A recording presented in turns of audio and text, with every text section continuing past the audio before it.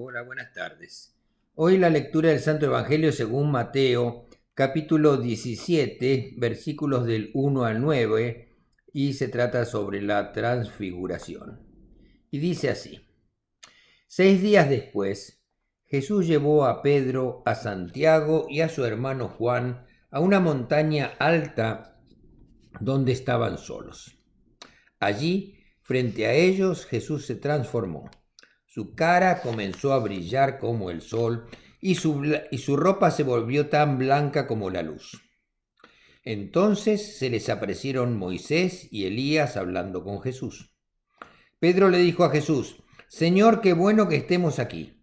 Si quieres, hago 3 chozas, una para ti, otra para Moisés y otra para Elías.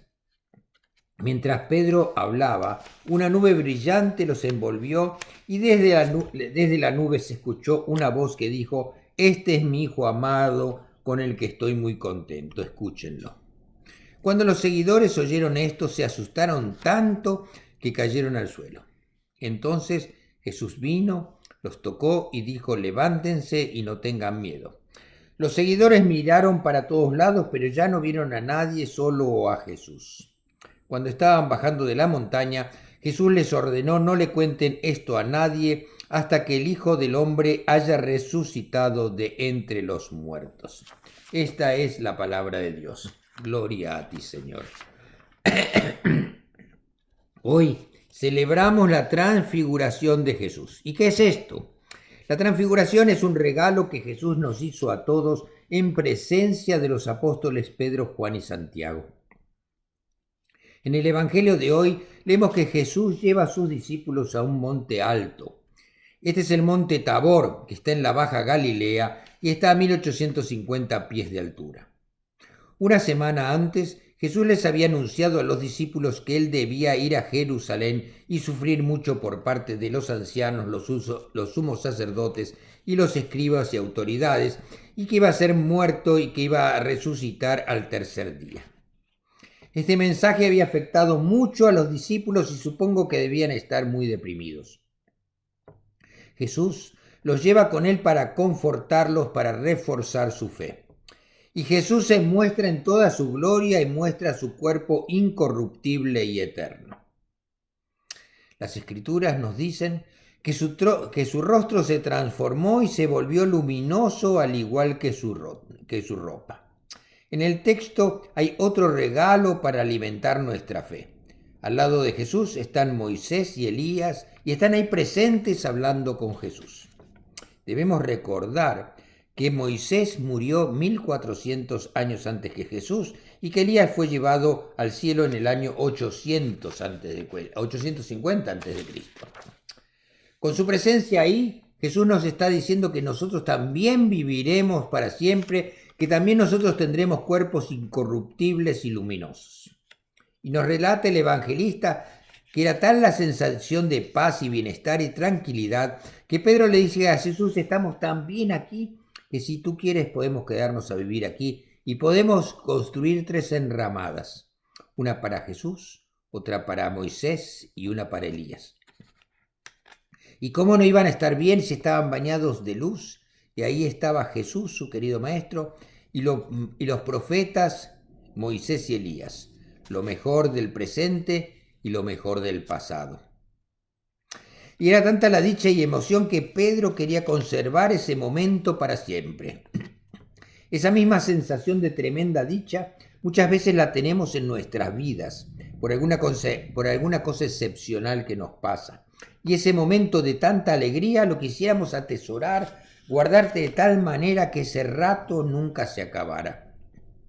Cuando nosotros estamos alegres, cuando algo realmente pasa, por ejemplo, si uno de nuestros hijos recibe un homenaje en la escuela, algo que nos llena de un orgullo desbordante, o cuando le damos un regalo a un niño o una niña y en su rostro aparece una enorme sonrisa y esos ojitos brillan de alegría, es ahí que nos damos cuenta que la felicidad hace que nuestros rostros se vuelvan más luminosos. Lo contrario, una persona amargada o mala o enojada, su rostro se oscurece y se opaca. A veces decimos que la cara es el reflejo del alma, que cuando nos sucede algo bueno o tenemos una gran alegría, nuestros rostros se ven radiantes, luminosos, nuestros ojos brillan, la felicidad no se puede ocultar. Es común decir que los niños estaban radiantes de alegría al recibir los regalos. Esto mismo lo aplicamos a momentos de felicidad como bodas, los nacimientos de nuestros hijos o nietos, o cuando vemos las caras de felicidad de aquellas personas que reciben nuestra ayuda o apoyo en los momentos de más necesidad. En el relato el evangelista nos dice que en medio de tanta emoción una nube los cubre y los discípulos sintieron miedo ante la presencia de Dios que les dice: este es mi Hijo amado, óiganlo a él. El momento de la transfiguración, esa maravillosa revelación, tenía el objetivo de reforzar la fe de los discípulos, quienes con Jesús debían volver a reunirse con el pueblo, ese pueblo sufrido y oprimido, e ir a llevarles esperanzas y a compartir con todos lo que habían vivido, lo que habían visto. De estar en ese lugar de plenitud, de paz y alegría, debían regresar a un mundo de esclavitud, de enfermos marginados, de viudas y huérfanos abandonados, a una sociedad de violencia y odio. Los apóstoles ahora debían llevar el mensaje y la invitación a que todos nos transfiguremos, que cambiemos, que el amor sea parte de nuestras vidas e inunde nuestros corazones, y que el amor y la alegría en nosotros se refleje luminosamente en nuestros rostros. Ellos sabían, los discípulos, que iban a pagar un precio muy alto por llevar el mensaje de cambio, que la reacción de los poderosos que se verían amenazados ante el cambio de sistema propuesto les traería consecuencias terribles, como así sucedió.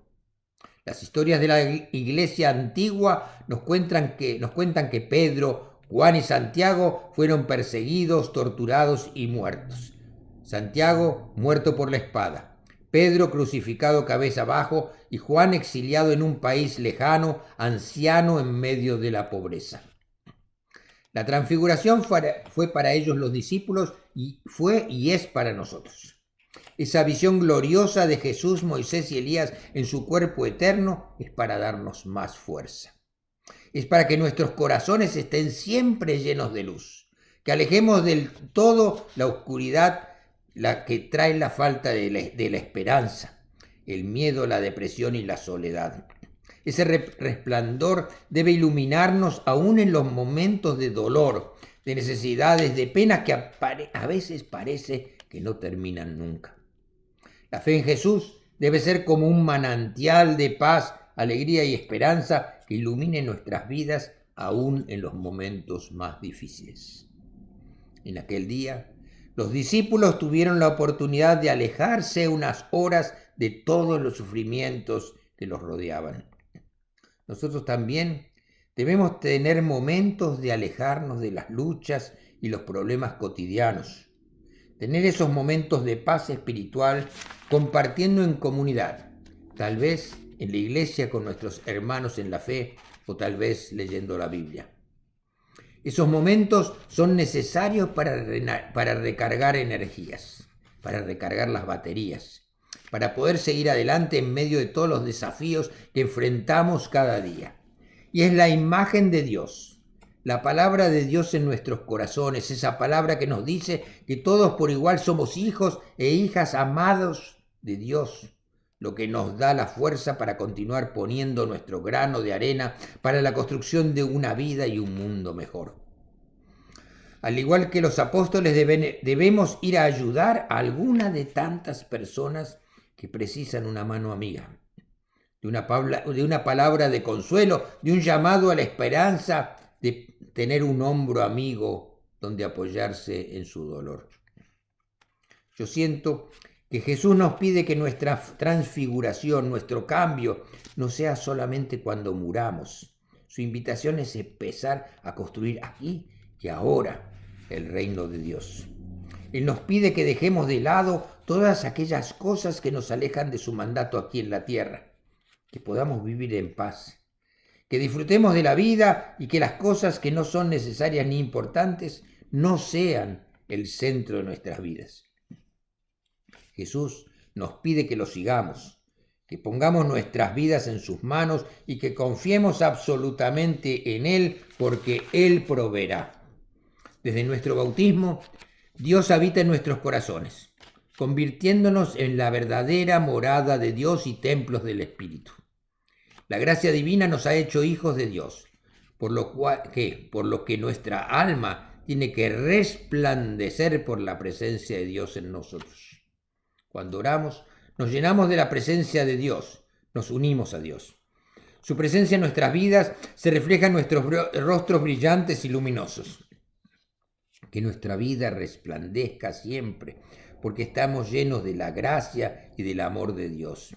Y que ese resplandor, nuestra alegría, sea contagioso para todos los que nos rodeen. Que tengan una buena semana y que Dios los bendiga. Amén.